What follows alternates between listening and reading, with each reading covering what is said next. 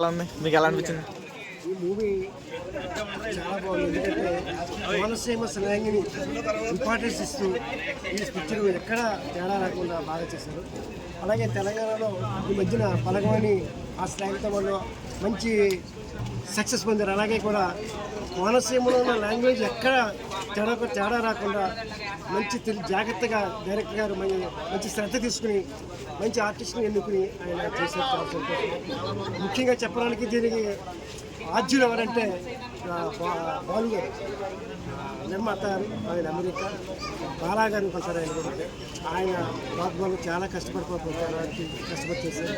బాగుంది, మంచి పేరు కోనసీమకి వస్తుంది. అలాగా అనాదిగా చాలా నుంచి పడుతుంది. ఈ అమలాపురం ఏరియాలో కోనసీమ సినిమాలు 100% సక్సెస్ అవుతాయి.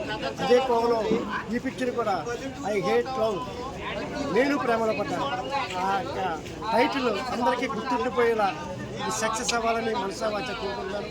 ఇప్పుడు వచ్చిన రెస్పాన్స్, ఆడియన్స్ రెస్పాన్స్ బట్టి డెఫినెట్గా మంచి స్టాండర్డ్ అనేది సంపాదిస్తుంది. కాబట్టి